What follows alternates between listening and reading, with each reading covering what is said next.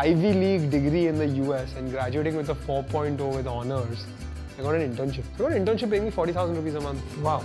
And That's a lot from the Indian standard actually. but Yeah, Ivy League, yeah. 1 CR on my education. So then it felt really bad to come back and get an internship on a full.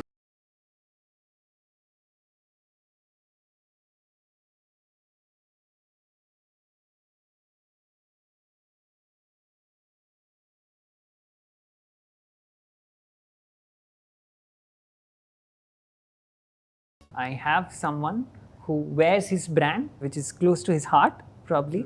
And we are talking to Arjun Vaidya, who is a VC. I know for a fact that you had a very celebrated 100 crore exit. You are the monk who sold his Ferrari. You had a education abroad.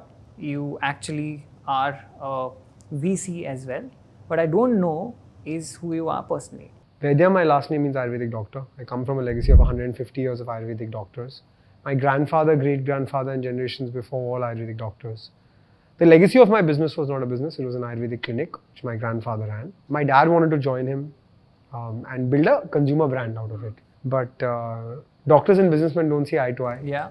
My dada didn't care for sales, distribution, marketing or strategy. He was one who cared for service. He offered a free consultation in his clinic. So eventually he told my dad, either you work with me in this clinic or you go your own way, because my dad convinced him to do TV advertising. Right. He lost money for the first time in his life and then he said this, doctors don't lose money. They only make it. Yeah. They make less or more, but it's not a business which has the ability to lose money, right? So my dad started his own business in the jewelry and watch space. That's my family business. But I grew up with juvenile bronchitis. I suffered from asthma. I grew up with pumps, nebulizers, inhalers, steroids. I was the only kid who couldn't play cricket and football growing up. I love cricket, as I said.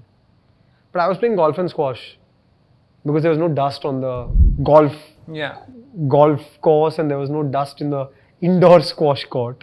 And it annoyed me that all my friends are playing cricket and football, they're watching cricket and football, and I'm the only guy who's like alone playing golf. Just imagine a 7-year-old kid with a hand-eye coordination problem trying to hit a golf ball. I mean, you miss 95% of the times you try to hit, right? Asthma prevented me from having a normal childhood and it annoyed me. And so I got on Ayurvedic treatment very early, about age 2.5.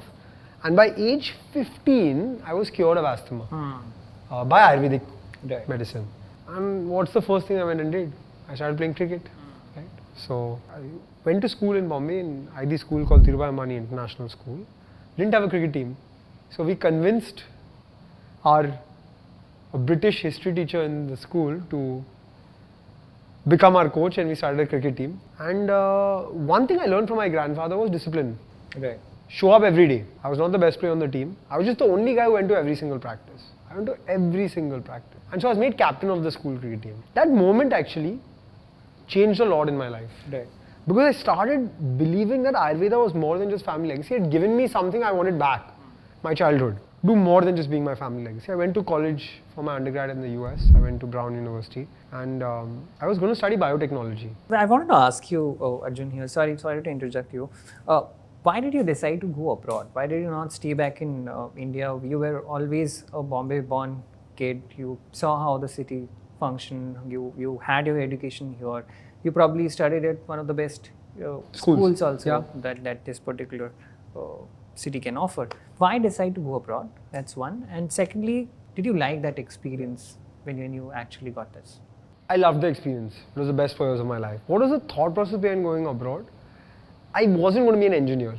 And so I wanted to study liberal arts. I wanted to study various different subjects. And 2009 liberal arts had not come to India as such, right? Now we have institutions coming, starting this. I'm very patriotic, by the way. I wear this band with the Indian flag on my hand. I've been wearing it for the last 13, 14 years.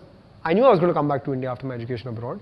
But what that US college experience gave me was a lot of exposure. So that exposure, that learning, meeting people from other cultures, opening up your mind, I think that was beautiful. Having said that, if I am to look into the future, now that I have a 5-month-old, I am pretty sure that she will not go to study abroad. She may study in an Indian institution which is world class, where she'll have the option to go abroad for some time to get exposure, to see new things. But by the time we hit 2050, which is actually maybe 2045 is when my daughter will go to college, there will be enough world-class, high-quality, university-level educational institutions in India. I think what we have today is the IITs and the IIMs. They are world-class. We have ISB now, and we'll have many more as you're seeing them come by. And so I went abroad. I had a great time, but I don't think my daughter will go. If given a chance now, that in the stage of your life that you are in right now, would you still go back and do an MBA from an institute like an IIM or an ISB? I thought about it. When we sold the company in April 21, we had pretty much no plan, right? It happened really fast. And so both my wife and I aren't MBA. So we thought about it, and I had done the GMAT actually. I did the GMAT in 2016. So in 21, my score was still valid. But honestly, I was a bit confused what I would go there and do. In the sense, like, I remember my dad saying that the loss on your Dr. Vaidya's P&L from year 1 costs more than a Harvard MBA will cost. But this is more valuable. Probably I always have that thing in the back of my mind, yaar, MBA nahi kiya hai, you know.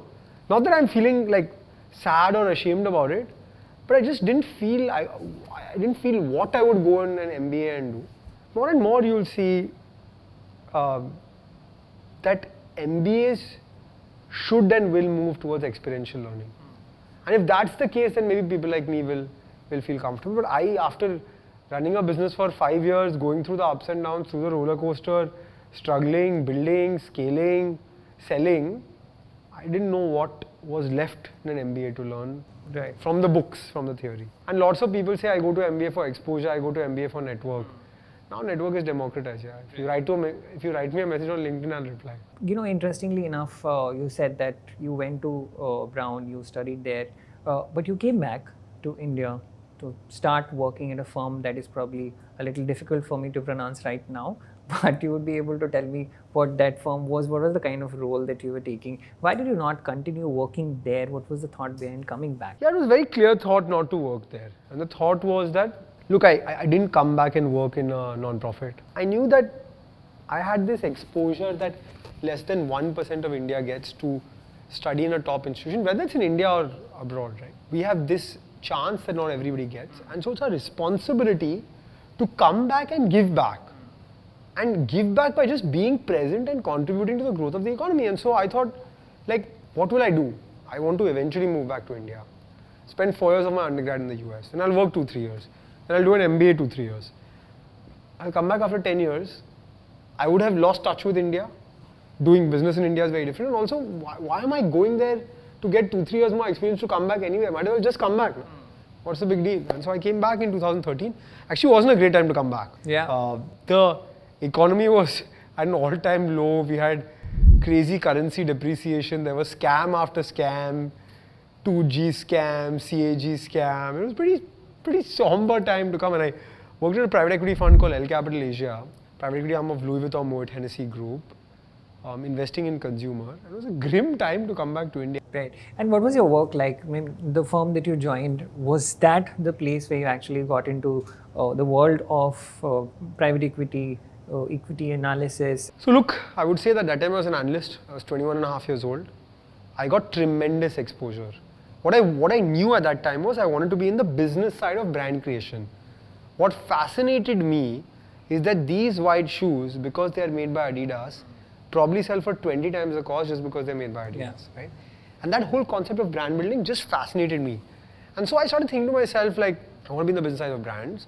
I got this amazing opportunity through an alum of Brown, who was a friend of my dad. He said, you want to be in the business side of brands? I know someone who works in this fund in Europe. Speak to him. I spoke to him. He said, seemed like a great kid, but there's no way I'm figuring out a visa for you to work in France. So speak to our Asia team. And then an option to work in Singapore or Bombay. And then I was just like, if I'm coming back, might as well just come back to Bombay. So I came back to Bombay. I started in August 23rd. I didn't get a job, by the way. After a Ivy League degree in the US and graduating with a 4.0 with honors, I got an internship. Because they didn't hire undergrads and people who had never seen a P&L in their life. And I didn't study business, right? I studied economics and politics in college. So I got an internship paying me 40,000 rupees a month. Wow. And that's a lot from the Indian standard, actually. But yeah, Ivy League, yeah. 1 CR on my education. So then it felt really bad to come back and get an internship not a full-time role. But they said, I said, will I get a full-time opportunity? They were like, if you prove yourself, you have the chance.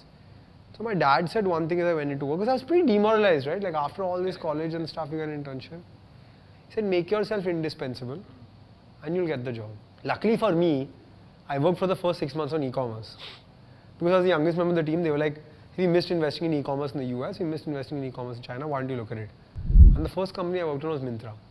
I interacted with companies like Myntra, Jabong, Pepperfry, Bluestone, Zivame at that time. And I actually saw something was coming to India. Yeah. It was not a fad.